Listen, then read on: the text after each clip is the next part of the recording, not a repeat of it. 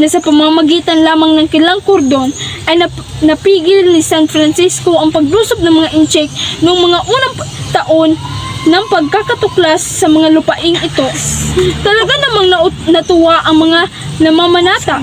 Pinasalamatan sa Diyos ang tulong na ito dahil sa wala silang kaduda-duda sa paniniwalang pag nawala na ang mga tulisan ay pupugsain naman ni San Francisco ang mga Gwardiya Sibil. Tumindi pa ang kataimtiman sa pagkikinig kay Padre Damaso na nagpatuloy.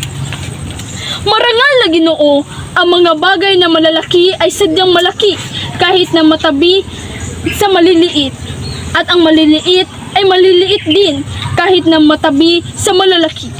Ito ang sabi ng kasaysayan.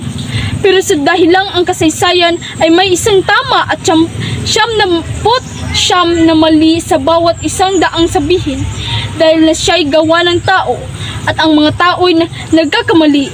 Ereres umenum, gaya ng sabi ni Ciceron, et quetiente bucasea equeca, gaya ng kasabihan sa aking bayan, ay lumalabas na mayroon pang malaking katotohanan na hindi sinasabi ng kasaysayan. Ang mga katotohanan ito, marangal na Ginoo, ay sinasabi ng Espiritu Divino sa kanyang dakilang karunungan na hindi nauunawaan kailanman ng pag-iisip ng tao mula pa noong kapanahunan ni Seneca at Aristoteles, isang mga marunong na makarelihiyon ng sinaunang panahon. Hanggang sa ating makasalanang panahon, ang mga katotohanan ito ay walang iba kundi na ang mga maliliit na bagay ay hindi parating maliliit, kundi sila'y malalaki, hindi sa piling ng maliliit, kundi sa piling ng mga lalong malalaki sa lupa, at sa langit, at sa hangin, at sa ulap, at sa tubig, at sa himpapawid, at sa buhay, at sa kamatayan. Gusto ni Padre Damaso na pahangain ang mga nakikinig sa mga bigkas na ito na kanyang natutunan sa isang dakilang predikador sa Maynila. At gayon nga ang nangyari, ang kanyang Espiritu Santo ay napatulala dahil sa ganoon karamihang katotohanan, kinailangan niyang dungulin ng paa ang kanyang Espiritu Santo. Nahaharap at patente, ang sabi ng Espiritu buhat sa ibaba. Naharap at patente sa inyong mga mata ang tiyak na katunayan at hindi mababali ang walang maliw na katotohanan ito.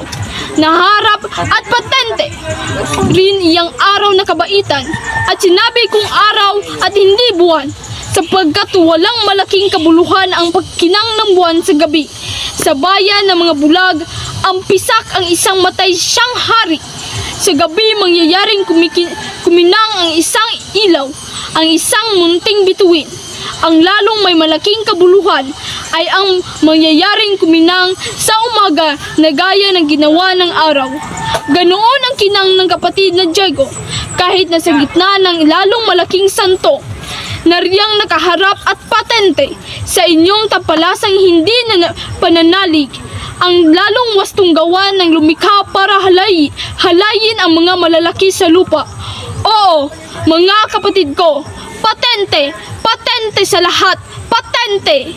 Ang isang tao'y tumayo na namumutla at nanginginig at nagtago sa isang kumpisalan.